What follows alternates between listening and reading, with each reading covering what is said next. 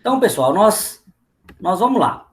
Então, vamos falar aí das estruturas de mercado. Nós já falamos da concorrência perfeita, que é uma concorrência que um modelo de estrutura de mercado onde há, né, muita similaridade dos produtos que vão ser consumidos, não há nenhuma barreira de entrada no mercado e não há nenhuma barreira de saída. Os preços, geralmente, eles flutuam dentro da lógica da oferta e da procura que a gente já tem, né, que a gente já viu, e é uma abstração teórica, né? Muito raro encontrar um caso de concorrência perfeita. O que a gente tem é uma segunda estrutura de mercado, que é chamada de concorrência imperfeita, ou concorrência monopolística. Nesses casos, tal como na concorrência perfeita, o que a gente chama de lucro econômico, ou seja, lucro por conta da estrutura de mercado, é zero. As pessoas têm lucro, mas nenhum lucro decorrente da concentração de mercados. Eles têm lucro diante da sua atividade num preço justo. E nós vamos ter na concorrência monopolística uma situação em que algumas questões, como localização geográfica, o produto entregue numa embalagem diferenciada, o atendimento, prazo para pagamento, isso vai fazer a diferença nesse mercado. Nós temos muitos casos de concorrência imperfeita ou monopolística. E a lógica da oferta e da procura é muito similar, né? Oferta e demanda é muito similar ao que nós estudamos quando nós falamos de microeconomia. Agora nós vamos falar um pouco do oligopólio. No oligopólio, nós temos uma situação em que há poucas empresas que controlam a maior parcela do mercado. Então, é o caso, por exemplo, do mercado de telefonia. O mercado de telefonia, a gente pode considerar um mercado oligopolista. Ou a gente pode ter o caso das empresas aéreas.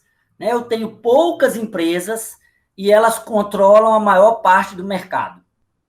Esse reduzido número de ofertantes fabrica produtos ou fornece produtos que são considerados pelos consumidores substitutos próximos entre si. Então, no oligopólio, eu tenho poucas pessoas que ofertam e os produtos são similares. O resultado o oligopólio vai resultar numa interdependência na tomada de decisões dos grandes agentes. Então, os grandes agentes, como são poucas pessoas, eles vão ter mais facilidade para tomada de decisão, porque eles vão ter mais informações. E entre eles, né, sempre vai haver uma relação de interdependência nessa tomada de decisão. E há barreiras à entrada que podem ser causadas por várias questões. Por exemplo, características do mercado. É o caso da aviação civil. Você precisa de um volume, né, de capital muito grande. A diferenciação do produto não tem como ser muito grande entre um ou outro produto. Há mais vantagem de você estar unificado do que várias empresas. Então, essa característica do mercado faz com que a gente sempre tenha poucas empresas. Isso não é, né, um problema só do Brasil. Isso é uma questão de mercado mesmo. Eu tenho poucas pessoas dão conta daquela atividade. Ou por estratégia. O que a gente pode fazer, né? Retalhar outra empresa. Eu tenho um excesso de capacidade ociosa, ou seja, eu prefiro, né, manter a minha empresa dentro de um oligopólio, mesmo tendo uma capacidade ociosa muito grande, eu controlo recursos estratégicos. Então, né, o oligopólio ele tem várias razões de existir. Ou é uma questão das características de mercado, ou seja, não tem como muitas empresas atuarem, né? Às vezes a pessoa fala assim, porque a gente tinha que ter mais empresa aérea. Mas empresas aéreas são altamente custosas, né? Elas são um mercado muito regulamentado, é um mercado muito caro, um mercado que varia muito em razão do preço internacional, e isso faz com que a gente tenha poucas opções que oferecem essa similaridade, ou esse produto com uma similaridade, ou por uma estratégia de empresa, né? Ela começa, né, a depredar o mercado, ela começa a retirar alguns elementos do mercado. E eu tenho na outra mão, né, o chamado oligopsônio. O que é o oligopsônio? É um mercado que é caracterizado por um número reduzido de consumidores de grande porte, que são responsáveis pela maior parcela das compras realizadas. Então, o mercado, por exemplo, do aço, ele é um oligopsônio. Por quê? O aço, né, eles são poucas as empresas que compram aço. É lógico que há vários consumidores para o aço, mas naquelas quantidades, né, de uma metalúrgica, de uma empresa grande, são poucos. E, né, um exemplo é o caso da indústria automobilística, que para poder comprar peças, né, são poucas empresas automobilísticas que existem. O setor de supermercado, reparem aí, ou na sua cidade, ou aqui, né, onde nós estamos, que é Governador Valadares, quantos grandes supermercados tem? São poucos de marca. E aí você tem uns pequenos mercados, mas o grosso das compras são realizadas em poucas opções. Isso é oligopólio, e o oligopólio gera também oligopsônio. Por quê? Os supermercados, né, esses grandes supermercados, eles acabam comprando a maior parte dos produtos. Do outro lado, eu tenho o que a gente pode chamar de monopólio. Monopólio ocorre quando há uma única empresa responsável pela produção de um produto. E esse produto não tem substitutos próximos. Só existe aquele produto.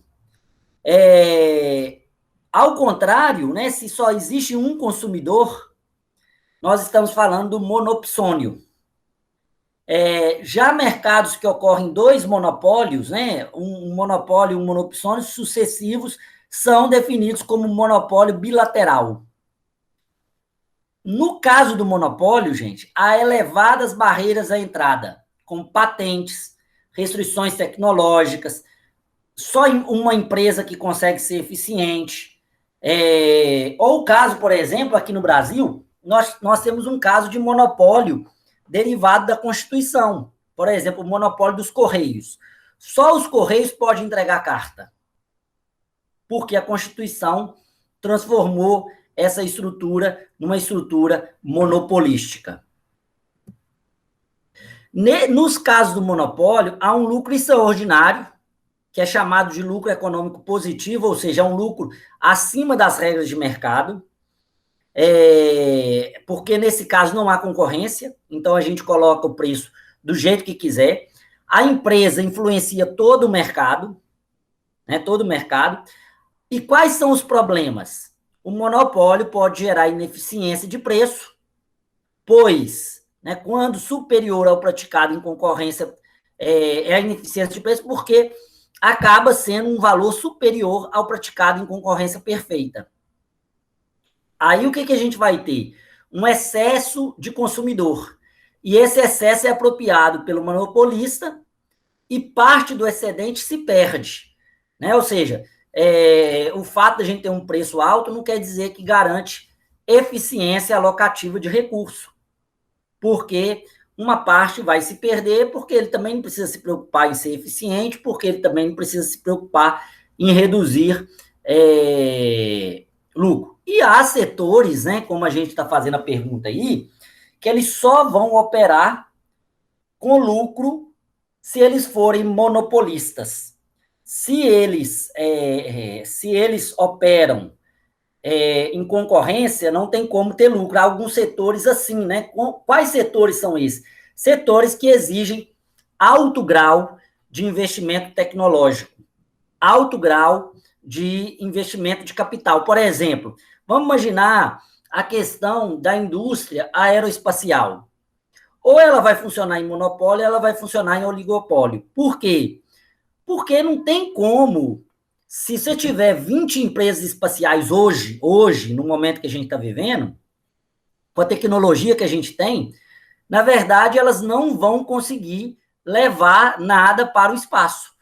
Então, é natural que haja nesses setores, né, várias empresas monopolísticas. Por quê? Porque a existência de duas ou três faz com que algumas, né, quebrem e mantenha somente uma em existência. E aqui, né, um quadrinho para ficar mais fácil aqui para a gente organizar aí as estruturas de mercado, né? Um resumo da concorrência perfeita, da concorrência monopolística, do oligopólio e do monopólio. Agora, pessoal, nós vamos falar da concentração de mercado. Bem, a Larissa fez uma pergunta aqui, antes eu vou tentar responder aqui, né? Se com a privatização dos Correios, né, se melhoraria. Melhoraria o quê, Larissa? Porque melhoraria o lucro? Essa é uma pergunta que a gente precisa fazer, né? Qual o objetivo da privatização? Porque, veja bem, quando nós privatizamos a telefonia era muito ruim. E mais, né, ela era de acesso a poucos. Com a privatização da telefonia, nós ganhamos uma universalização do acesso à telefonia. Agora, obviamente que, e eu gosto sempre de frisar isso, né, a gente não pode ficar também na ilusão de que o Estado é bom versus o mercado ruim, ou o mercado é bom versus o Estado ruim. Não, eu até comento com vocês que eu tenho uma visão um pouco mais pragmática. Eu acho que a gente precisa ver caso a caso. O que seria o caso da privatização dos Correios? Por que há muita defesa aí da privatização dos Correios e há muitas críticas à privatização do Correio? Bem, primeiro, né, que eu acho que é o caso que muita gente critica, e isso de fato aconteceu, né? O Correio, ele historicamente, os Correios, a empresa Correios, foi protagonista em escândalos de corrupção. Então, utilizadas para indicações políticas e, no fim, gerava muita corrupção. Inclusive, o fundo de previdência dos servidores do Correio, né, ele quebrou, porque foi feito, né, muita trapaça com a aposentadoria dos funcionários. Agora, o que acontece com a questão dos Correios, por exemplo? Melhoraria o preço? Não pode acontecer uma privatização sem regulamentação, por isso que a proposta é que os Correios sejam regulamentados pela Agência Nacional de Telecomunicações. Porque a empresa que vai ficar responsável por entrega de cartas, né, ou as empresas, elas vão ter que ir atender regiões não satisfatórias, onde não tem lucro, né? Não é tipicamente lucro. É o que acontece na telefonia. A telefonia, dependendo da cidade, ela não tem lucro, mas pelo contrato de concessão da banda de telefonia, ela é obrigada a fornecer naquela região. Agora, a privatização vai melhorar? Nós vamos saber só depois que for privatizado. A meu ver, aí é uma opinião pessoal minha, o que aconteceu com os Correios na história, né? Antigamente, só os Correios faziam transporte de mercadoria. Hoje você já tem, né, muitas empresas que fazem transporte de mercadoria. Magazine Luiza, ela tem a própria logística dela. O Mercado Livre tem a própria empresa de logística. As companhias aéreas todas têm empresa de logísticas por trás. Eu acho que a questão da privatização dos Correios, e nesse caso eu sou favorável à privatização dos Correios, é que ela não tem segmento estratégico nenhum para o país. E é uma questão alocativa. Agora, eu também não tenho pretensão de achar que vai privatizar. Depende do tipo de privatização, depende das regulamentações, depende do ambiente de mercado. A Alemanha privatizou os Correios dela e deu super certo. Os Estados Unidos, ele tem a empresa pública de Correios e tem mercado livre para os Correios. Então, você tem lá, né? Se você for mandar uma carta ou utilizar o serviço dos Correios públicos, ele demora mais para entregar, mas ele entrega. Se você quiser alguma coisa mais rápida, você vai na iniciativa privada. Então, assim, isso vai depender muito, né, de cada forma que você for privatizar alguma coisa, né? Quais são as regras que vão ser colocadas no mercado. E isso vai ser importante porque a gente daqui a pouquinho vai falar um pouco dessa questão da regulamentação. E lá em direito econômico, vocês vão estudar a questão da regulamentação de mercado, que é muito importante. Um arranjo regulamentador bem sucedido é o que, né, vai garantir a eficiência de determinados mercados, que eu acho que é a questão do Correio, que vai determinar o sucesso ou não da privatização dos Correios, é isso, né? Se a regulamentação e a forma como for colocado, né, tiver um arcabouço legal positivo. O Brasil tem bons exemplos disso, né? As pessoas gostam de criticar, mas a gente tem bons exemplos disso. É o caso da telefonia. É o caso, a telefonia ela é extremamente privada, mas ela, onde você for, né, tem telefone. É muito difícil você ir num lugar onde não tem telefone. Ah, não tem lá na minha fazenda, lá na roça tal, mas na cidade, né, todos tinham. Antigamente não tinha, né? Então, assim, a regulamentação da telefonia, por mais raiva que a gente passe com a telefonia, né, hoje ela é muito melhor do que ela era há um bom tempo atrás aí. E talvez se tivesse no público, né, nós teríamos dificuldades. Agora, nós vamos ter que analisar aí, né, essa questão com mais atenção, porque apesar de eu ser favorável, né, assim, a princípio eu acho que os Correios não precisam ficar na mão do governo, dada ao fato de que o mercado privado ele é suficiente para cobrir, né, a demanda. Eu ainda não vi, assim, como é que são as regras da privatização, porque aí pode ficar pior do que a proposta, né? Eu acho que a gente também não pode ser também achar que eu, por exemplo, que defendo as relações de mercado, eu acho que o mercado ele tende à eficiência, mas eu também não acho que é toda vez que ele tende à eficiência, não. Há muita corrupção no mercado. Então tem que analisar aí como é que vai ser. Eu não tive tempo aí de analisar, né, a privatização dos Correios, como ela foi proposta. Bem, pessoal, vamos falar das concentração de mercado.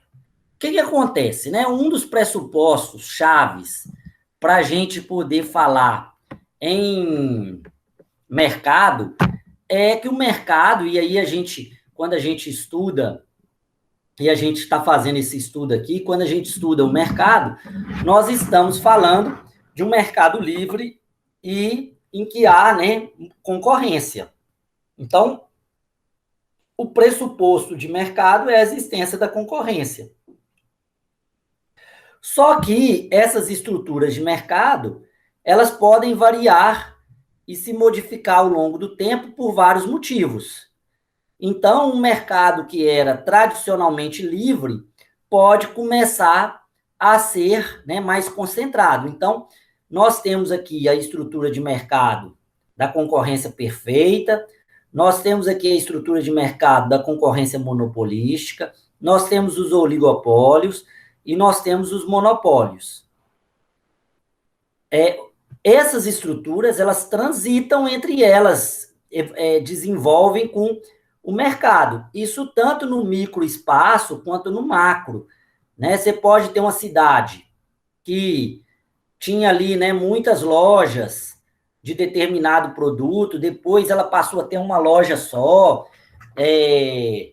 a gente pode ter aí uma crise. Então, por vários motivos, né, o mercado ele vai passando pelas transformações. Por vários motivos, o mercado ele muda as suas estruturas de trabalho. Então, quando a gente estuda, né, concentração de mercado, nós estamos estudando um fenômeno, que é o fenômeno... Deixa eu pegar aqui para voltar lá. Nós estamos estudando um fenômeno em que esse mercado, né, faz com que as empresas, né, elas passem a ser em menor número. E a concentração de mercado, ela pode se dar por conta de dois tipos básicos de operação. Ou é a fusão, ou é a incorporação. Na fusão, duas ou mais empresas se unem para criar uma nova empresa. Na incorporação, uma empresa adquire parcial ou totalmente outra. Então, vamos pegar o exemplo aqui da Ambev. A Ambev é uma empresa, né? Aí depois se tornou Embev. O que é a Ambev? A Ambev é fruto dessas duas operações. Você tinha várias fábricas de cerveja. Então, você tinha aqui a fábrica da Boêmia, a fábrica da Antártica, a fábrica da Skol, a fábrica da Brahma. E aí, elas juntaram e criaram uma única empresa, a Ambev. Ou seja, fusão. E a Ambev depois foi comprando, incorporando a Budweiser e por aí vai. Então, o que nós temos aqui? Qual o cenário que nós temos aqui? Nós temos o cenário de uma fusão e de uma posterior incorporação que gerou, né, uma concentração de mercado. Então, você pode ter várias razões pelo qual o mercado caminha ou para a concorrência ou para a concentração. Isso pode decorrer, por exemplo, de uma descoberta tecnológica. Vamos imaginar aí, né, que a gente descubra como produzir a nossa própria energia em casa. Isso vai acontecer em breve. Em breve vai acontecer. O que vai acontecer? Eu sou cliente da CEMIG, todo mundo aqui é cliente da CEMIG. Descobriu como que fazer em casa, o que vai acontecer? Ninguém mais vai ser cliente da CEMIG, e aí você tem uma desconcentração de mercado, né? Você tem uma descentralização de mercado. Agora, pode acontecer também, como aconteceu na Ambev, que por uma questão estratégica, as empresas vão se unindo, formar uma única empresa para disputar o mercado internacional.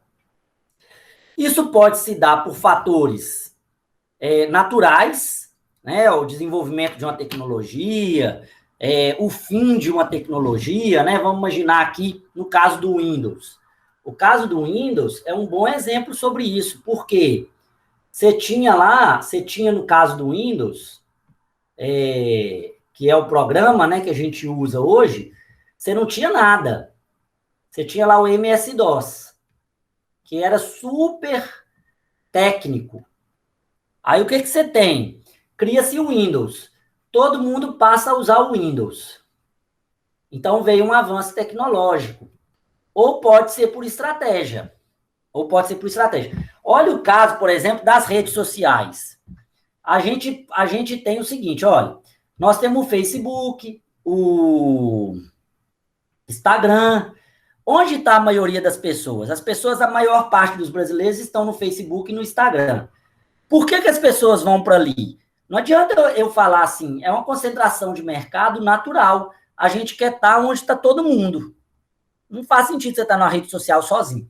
Só que o que está acontecendo agora com as redes sociais? Elas estão se especializando. Então, hoje você tem o Facebook, você tem o Instagram, você tem o Clubhouse, você tem o LinkedIn, você tem o Instagram, o TikTok, né? Você tem, vamos ver aí outras redes sociais. Você tem uma rede social, às vezes, só para namoro.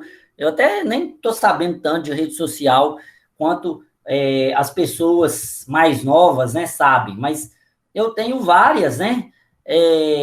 Várias redes sociais. Isso está fazendo o quê? Está desconcentrando o mercado, está descentralizando. Você precisa saber se a pessoa vai estar nessa rede. Isso é né, uma razão.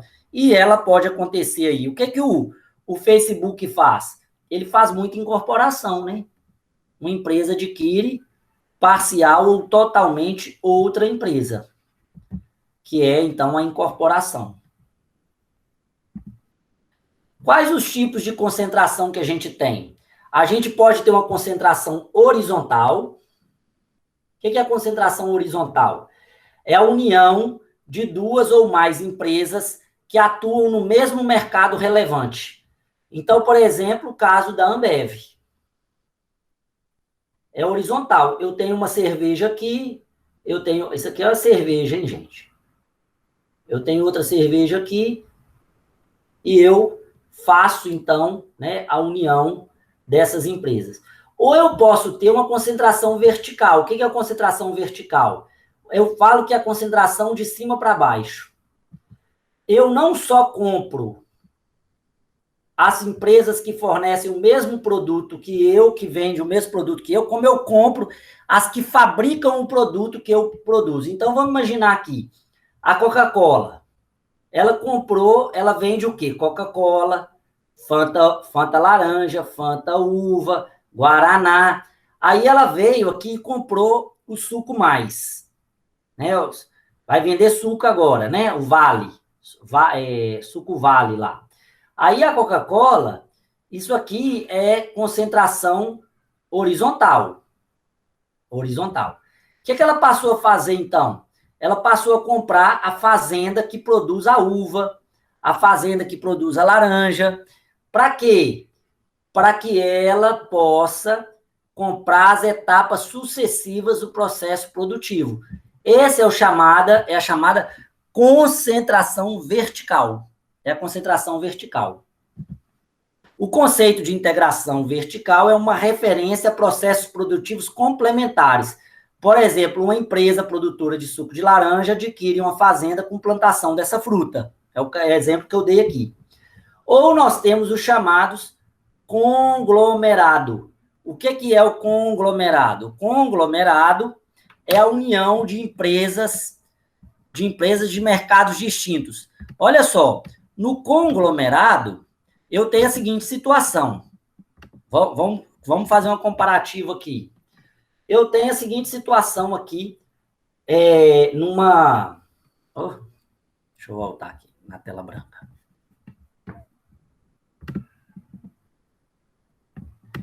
Eu tenho a seguinte situação. Veja bem.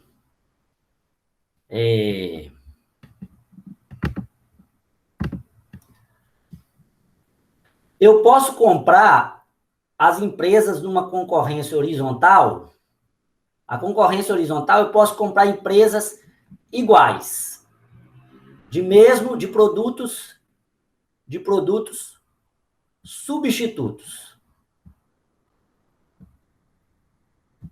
Então, eu ao invés de eu ter só uma empresa de leite, eu compro todas as empresas que fabricam leite. Tá? Eu tenho a vertical. Eu falo assim, olha, eu não vou comprar só a empresa que vende os leites, como eu vou comprar a fazenda que produz, tem a vaca, eu vou comprar a fazenda de cacau, que faz o chocolate. Então, olha só, eu estou fazendo vertical. E eu tenho um conglomerado. O que é o conglomerado?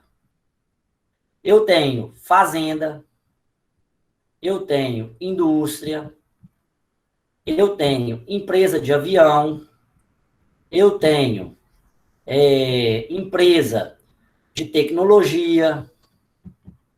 Então, o conglomerado são várias empresas, vejam bem, são várias empresas de características distintas. Então, união de empresas que atuam em mercados relevantes distintos. Por que que eu faço concentração de mercado? Por que que as empresas escolhem fazer concentração de mercado? Primeiro ponto, né, a introdução de novas tecnologias. A introdução de novas tecnologias. Então, por exemplo, eu tenho uma tecnologia mais produtiva, eu consigo produzir não só a minha cerveja, mas as várias outras cervejas, eu posso utilizar melhor meu maquinário, ou, né, eu posso, aqui na tecnologia mais produtiva, eu ganho em escala e eu barateio o meu custo se eu adotar o mesmo procedimento para produtos similares. Eu tenho, né, a melhoria da qualidade de produtos e serviços ofertados, então eu posso fazer, né, uma concentração, eu posso buscar o aumento da eficiência de uma empresa por meio da redução de custo, ou eu vou fazer uma economia de escala, ou eu vou fazer uma economia de escopo. O que é economia de escala? É a redução nos custos médios pela expansão da quantidade produzida em uma mesma empresa. Então, vamos imaginar o seguinte, eu tenho uma fábrica aqui que produz leite. Só que para eu produzir esse leite, eu uso durante 6 horas a fábrica. Para usar 12 horas, o que eu faço?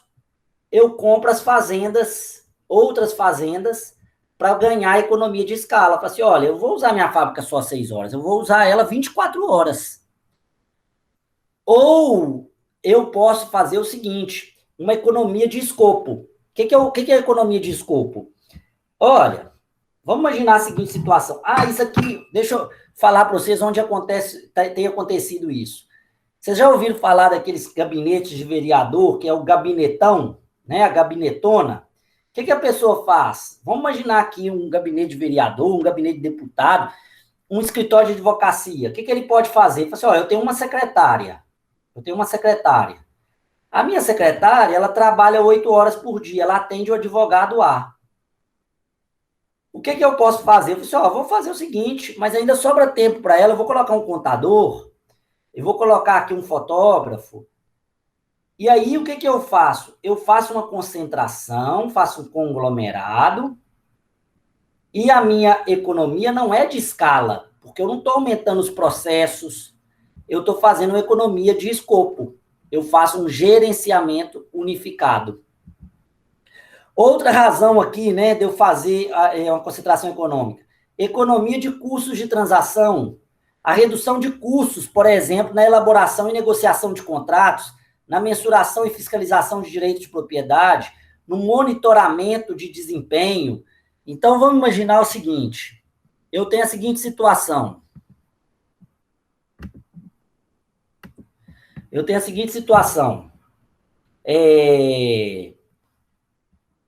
Opa.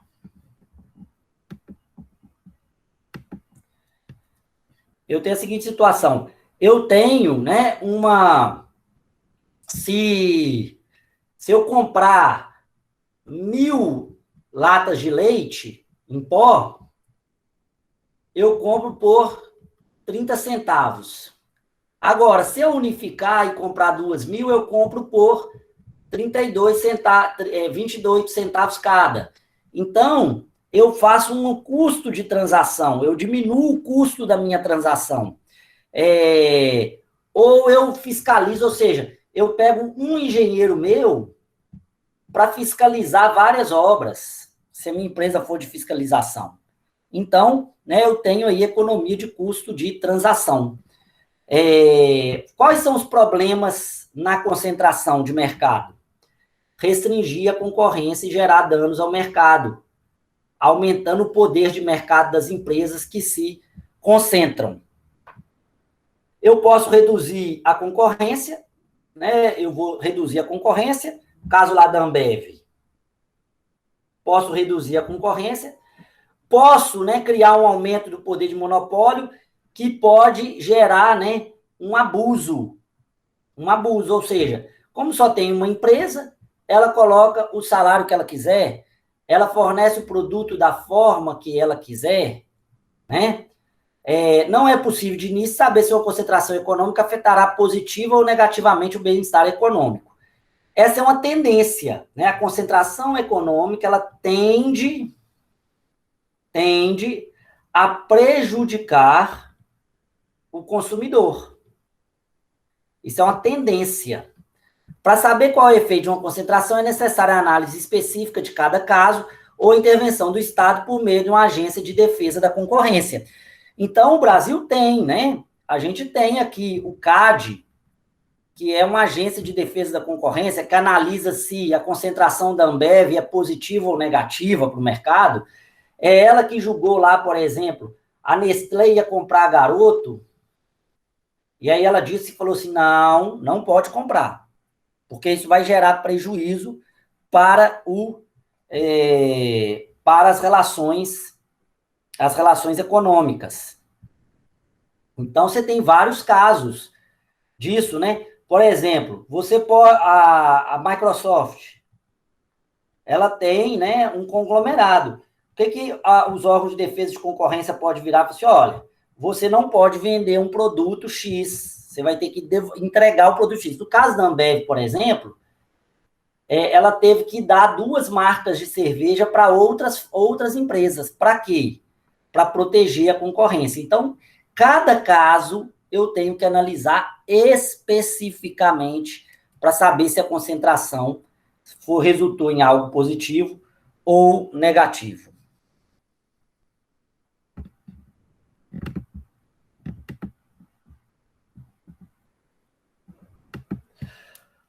O abuso de poder, nesses casos, né, é um desvio de finalidade, porque a finalidade da empresa, né, que é gerar lucro, prestar serviços e prestar serviços e entregar mercadorias, né, na verdade, isso passa a ser atividade menos importante da empresa e ela passa a atuar na desqualificação da concorrência. Então, ela passa, o que ela prefere? Produzir um produto de baixa qualidade e neutralizar os concorrentes, ou seja, ela não vai, né, chegar no objetivo que pretende o mercado. Como a Constituição fala em abuso do poder econômico, pressupõe certamente que o poder econômico em si é um fenômeno normal no processo de produção e circulação de riqueza. O que a lei deve reprimir é o seu abuso. O abuso de poder é desvio de finalidade, significa genericamente o uso do poder econômico de modo a prejudicar e até inviabilizar a liberdade e as justiças econômicas. Então, o Brasil possui uma Constituição e uma legislação até bem farta para coibir esses abusos. E entre elas, as agências reguladoras, que visam regulamentar, né, os mercados. Porque quando você abusa do poder, né, quando há um abuso de poder, ou seja, quando a concentração econômica gera um abuso de poder, o que você tem, né, é uma fragilização do próprio mercado, que não é esse o objetivo. O que a gente quer? O que a Constituição, o que a gente precisa do mercado? É que ele funcione, que ele se desenvolva. Se o mercado começa a ficar fragilizado por conta do abuso, eu tenho que, então, conter o abuso. Tá? Pessoal, dúvidas? Então, beleza. Vamos falar aqui das falhas de mercado e a intervenção do Estado em uma economia capitalista. Nós falamos aqui, né, que o mercado, né, e aí é muito importante que a gente relembre isso, nós falamos que o mercado é uma boa forma, né, nós não falamos lá no início do curso, que os mercados é uma boa forma de organizar a economia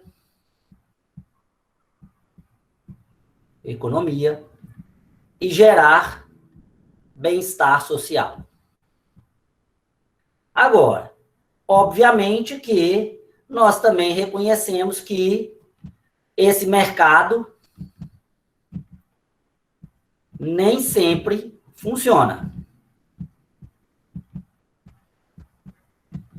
Gera, então, uma necessidade, né? Isso aqui são as falhas de mercado, que geram, né, a necessidade do Estado intervir na economia. Então, a primeira questão que a gente precisa lembrar é o seguinte, gente, se a gente está falando de uma economia capitalista, descentralizada, que é o caso da economia de mercado, os preços de mercado, eles refletem tanto a escassez relativa dos bens econômicos, quanto o desejo dos consumidores. Então, o preço, ele nada mais é do que, veja bem, a relação da oferta versus a procura. Então, a escassez relativa dos bens econômicos, ou seja, qual a capacidade da oferta e quais são os desejos dos consumidores. No entanto, nós precisamos reconhecer que esse mercado tem falhas, como externalidades, como informação imperfeita, como os chamados bens públicos, como o poder de monopólio, que fazem com que essa máxima não seja sempre verdadeira e que, na ocorrência delas, os preços não sejam suficientes para sinalizar o mercado. Então, na ocorrência dessas falhas, o preço, ele não é só uma relação de oferta e procura. Ele tem outras razões, e isso é considerado uma falha de mercado. E aí, aquela frase que a gente falou aqui, as economias de mercado são, a princípio, boa forma de alocar bens e serviços, gerando bem-estar à comunidade. Porém, a presença estatal é importante para a manutenção do equilíbrio, para que a manutenção do equilíbrio, para que o equilíbrio sobreviva. Então, né, nesses casos,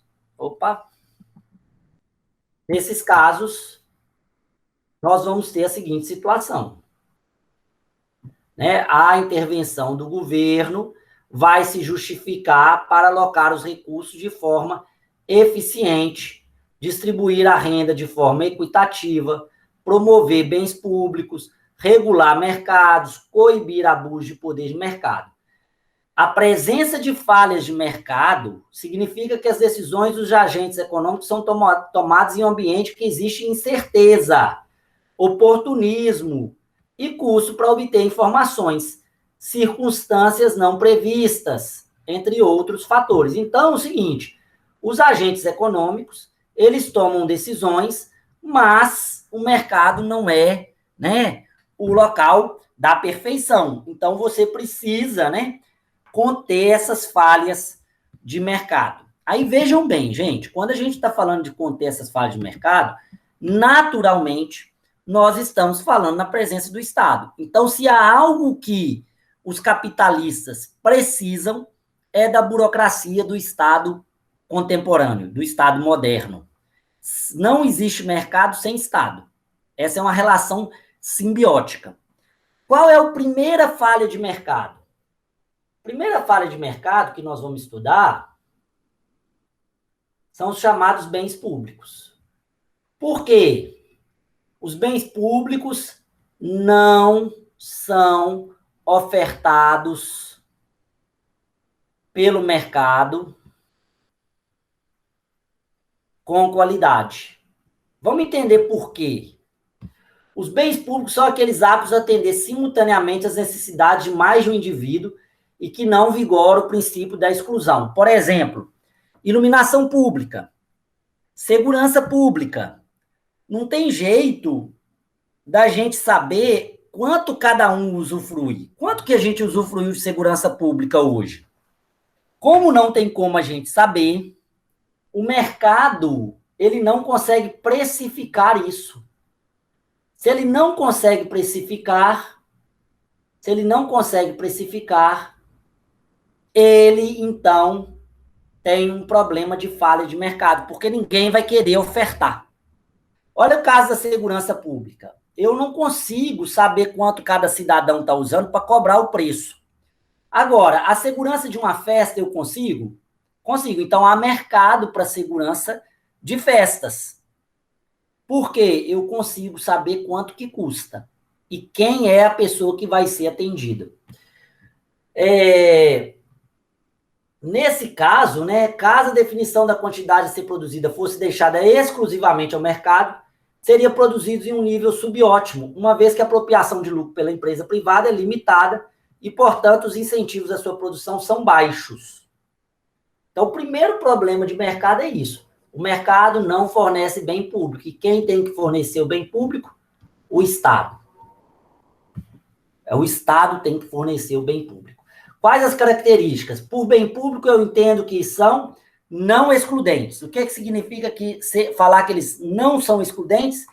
Significa falar que é impossível excluir determinado indivíduo de seu consumo. Então, eu não consigo excluir, por exemplo, as pessoas de usar o ar.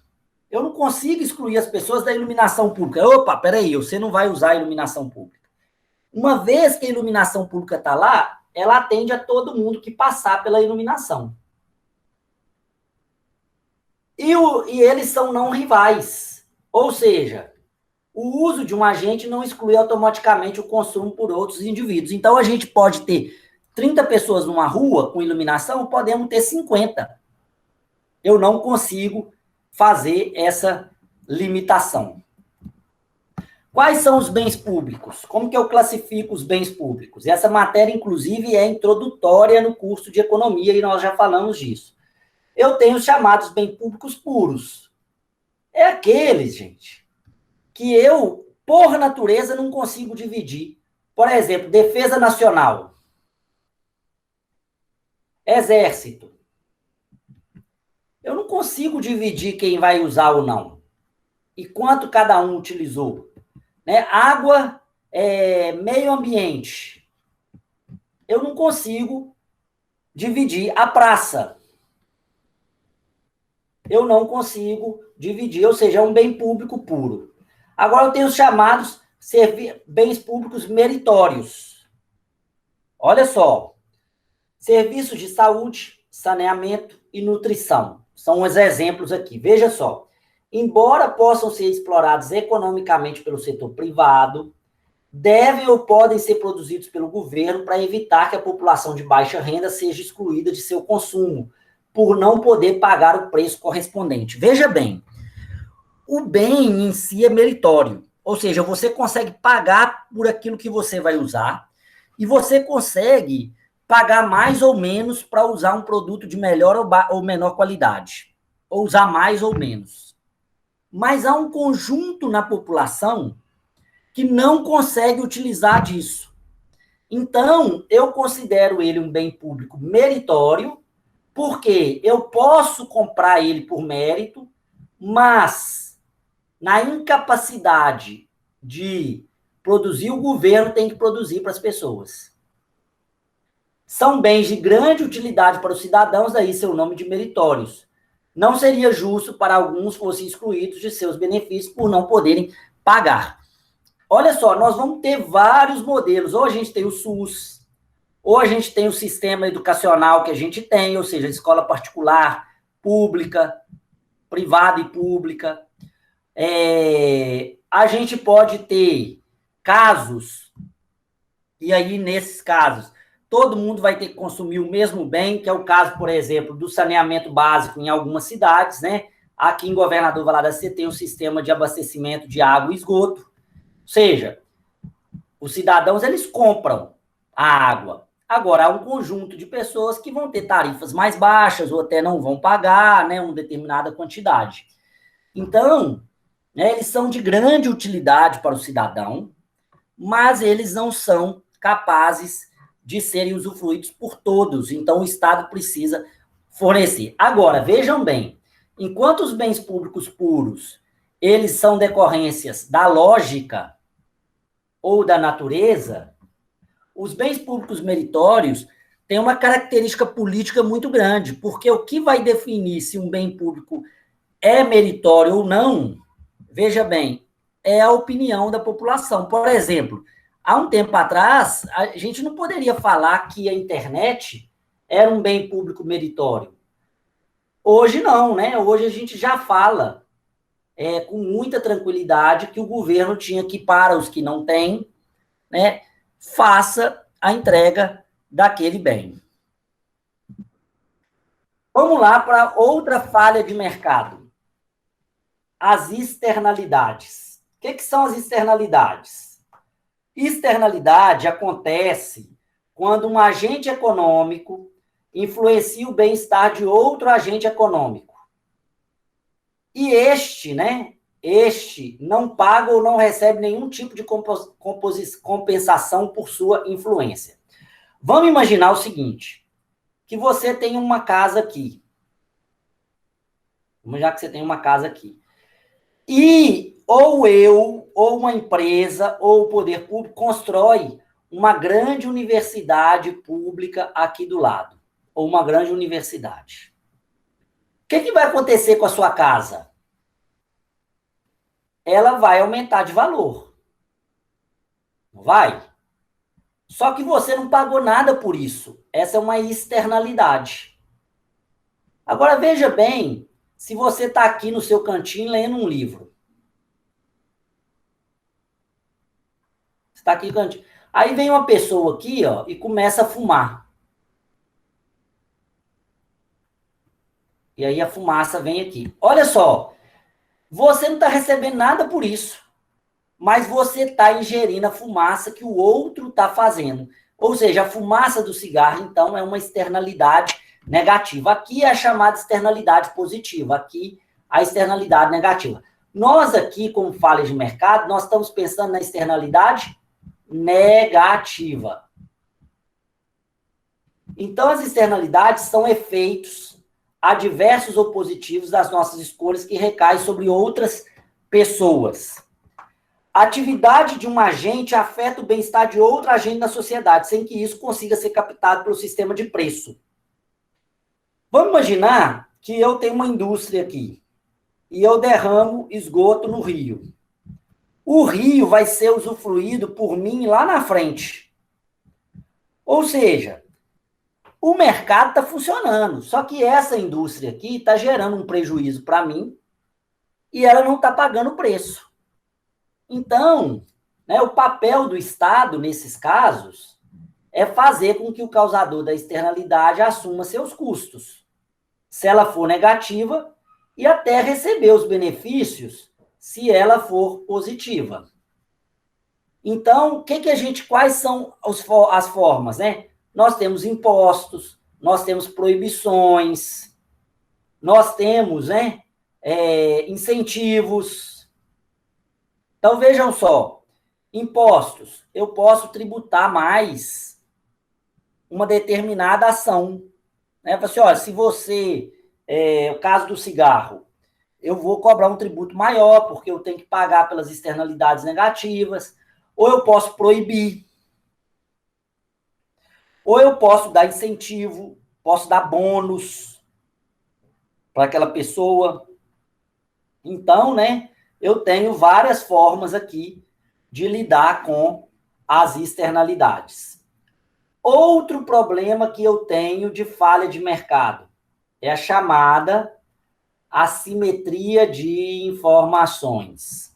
Assimetria de informações. O que é assimetria de informações? Ela descreve um contexto em que na compra e venda, dois ou mais agentes econômicos se relacionam em contrato, mas cada agente tem um conjunto de informação diferente.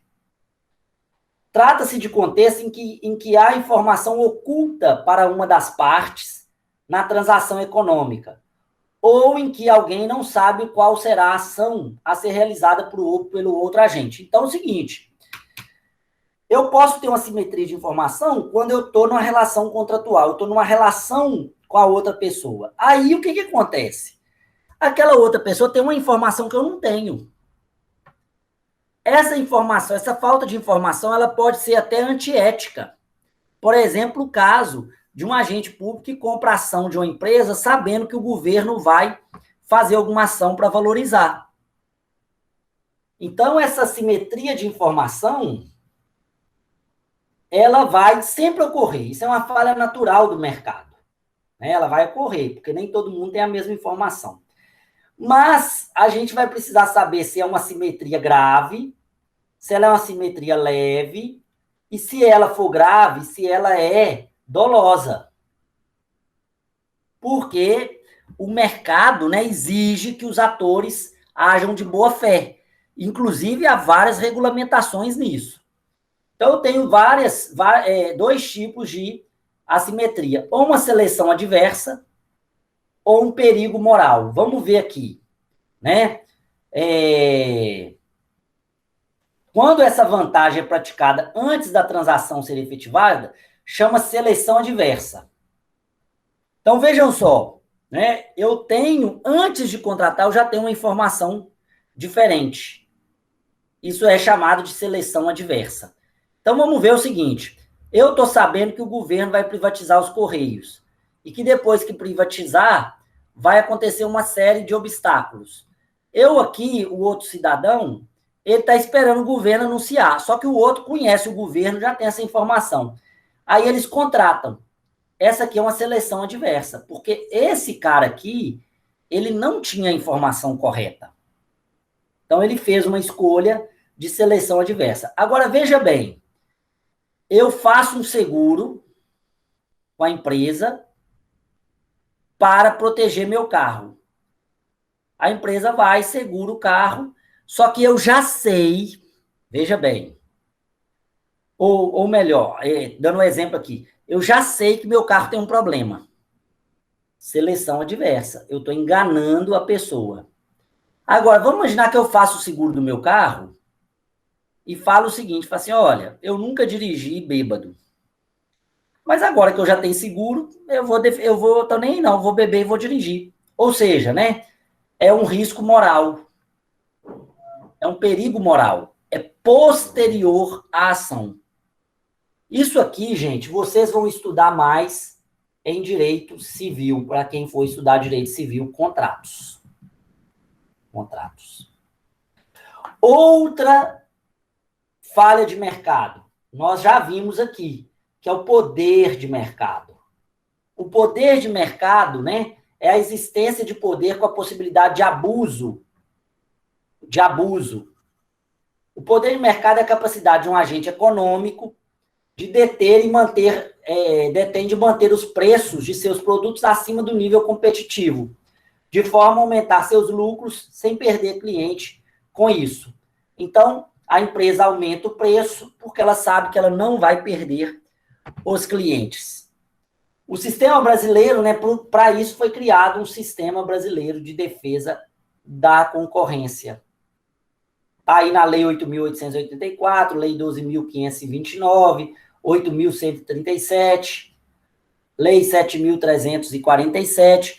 São leis, né, que visam criar, né, a proteção da concorrência, evitando monopólios, oligopólios, ou práticas, né, predadoras, como é o caso, por exemplo, do cartel, do dumping. Então, né, nós temos que sempre proteger a concorrência, já que a gente está num livre mercado. O poder de mercado, então, é definido como a capacidade de uma empresa ou de um grupo pequeno de grandes empresas afetar de forma significativa o nível de preços de mercado de uma determinada mercadoria. Quando ocorre o poder de mercado? Estruturas de mercado concentradas, caracterizadas pela presença de um pequeno número de grandes empresas em um determinado mercado relevante, podem dar margem a 3 tipos de comportamento. A possibilidade de ação conjunta ou cartelização. Então, olha só, o cartel, né, agir conjuntamente e estrategicamente. Práticas para restringir a concorrência. Então, eu tenho, por exemplo, o dumping. O que é o dumping? O dumping é o seguinte, Vamos imaginar que eu venda água e tem vários vendedores de água. Eu compro uma quantidade absurda de água, vendo por um preço muito abaixo de mercado, tomo prejuízo, quebro todo mundo, e quando eu terminar de quebrar todo mundo, eu vou lá e aumento o preço. Isso é dumping. Eu vou ter algumas estruturas de poder de mercado, os chamados mercados incompletos. A existência de um sistema financeiro ou um mercado de capitais pouco desenvolvido, que não fornece financiamento de longo prazo necessário ao esforço de desenvolvimento do sistema econômico. Nesse caso, a intervenção do governo é importante para a concessão de crédito de longo prazo que financia investimentos no setor produtivo. Isso aqui é feito pelo BDMG em nível estadual, pelo BNDES. São bancos de fomentos. Para quê? Para aperfeiçoar o mercado. O Brasil é cheio de mercado incompleto, porque os bancos não têm tanta estrutura para emprestar dinheiro para o microempreendedor. Então, a gente chama de mercados incompletos. Nós temos os cartéis, que é um acordo de preço feito por agentes diferentes, feitos por agentes diversos. Eu tenho já chamado monopólio e o oligopólio. Por monopólio natural, eu tenho as atividades caracterizadas por custos fixos tão elevados. Então, vejam bem, um monopólio natural, o custo fixo é tão elevado que, em um nível determinado de demanda, a tecnologia tornam proibitiva a instalação de duas unidades concorrentes. Nesse caso, não é que as pessoas não querem só um monopólio, é que nem tem como, é tão caro que não tem como ter outra estrutura. O problema do monopólio natural é que existe de um conflito, a existência de um conflito fundamental entre eficiência alocativa e a eficiência produtiva. A eficiência produtiva requer que apenas uma firma produza, dada a função de custo subaditivo. Agora, uma firma produzindo sozinha estará inclinada a fixar seus preços acima dos custos marginais, com o objetivo de maximizar os lucros. Nessa situação, a eficiência alocativa não será alcançada. Por quê? Eu tenho eficiência produtiva, só aquela empresa produz. Se só ela produz, é melhor para ela produz com a maior eficiência, no caso do monopólio natural. Agora, por outro lado, ela pode deixar de abaixar custo, de otimizar os seus processos, porque, afinal, ela é a única do mercado, para que ela vai melhorar? Para que ela vai melhorar? Nesse caso, de monopólio natural, o que a economia sugere? Ela vai sugerir um controle de preços, restrições a novas entradas de produtores. Então, eu passo, por lei, a ter uma imposição de atendimento aos consumidores de uma determinada área, especificação de características do produto e tecnologias a serem empregadas na fabricação. Então, eu exijo que ele tenha um padrão de qualidade. Eu posso exigir, eu posso ter instrumentos de regulamentação, que é o comando e controle ou incentivos financeiros. Os instrumentos financeiros estão associados à transferência de recursos por meio de impostos e subsídios. Já os instrumentos de comando e controle são aqueles associados a regras particulares implementadas por agentes governamentais, especialmente concebidas para esse fim, fazendo uso de regulamentações e sanções. Então, o que eu posso ter? Os instrumentos de regulação. Eu posso ter uma agência reguladora.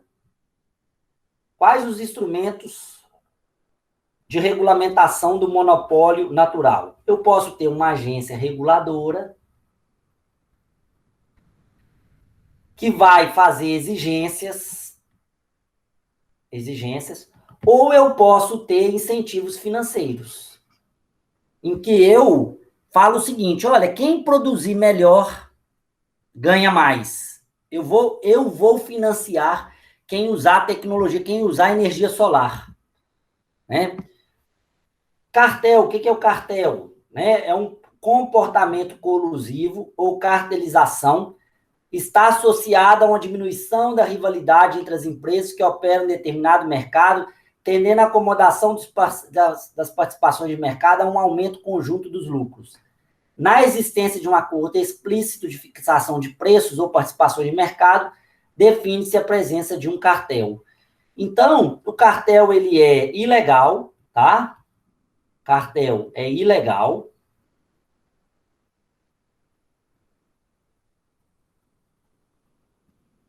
E se caracteriza, veja só,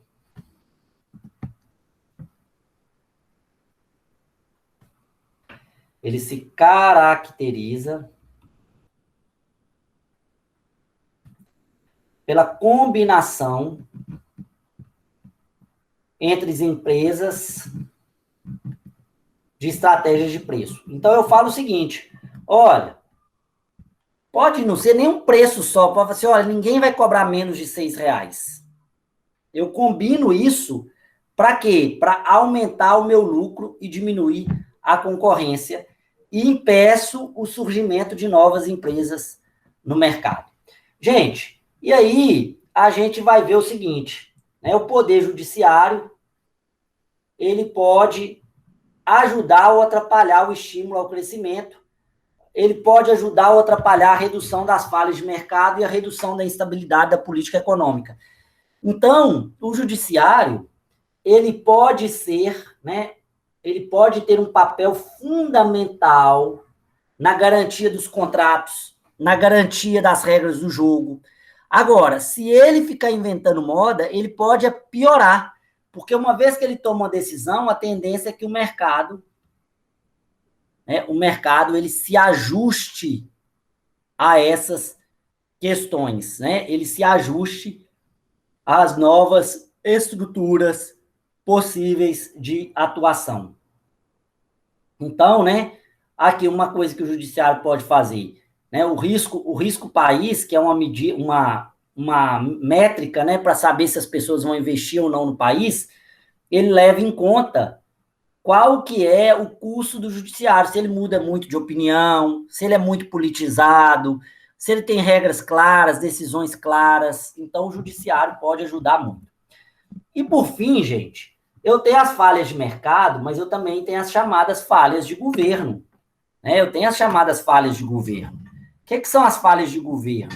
As falhas de governo são atuações de intervenção do governo que geram, né, vários problemas no mercado.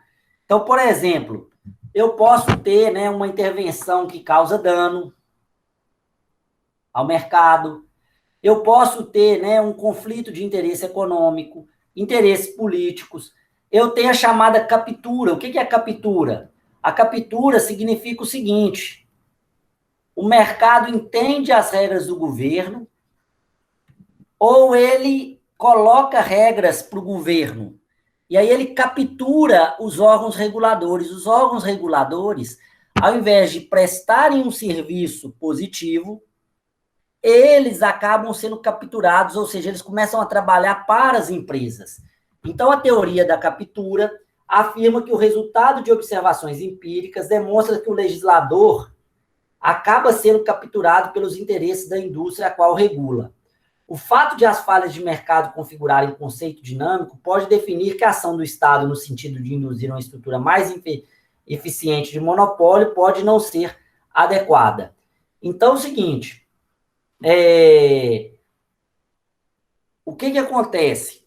O legislador, ele começa a ter tanto contato, mas tanto contato com o mercado que ele está regulando, que ele acaba ficando, né, amigo do mercado, ele acaba dando respostas ao mercado, e a lei que ele vai produzir, longe de ser um problema para o mercado, é uma exigência do mercado que o capturou.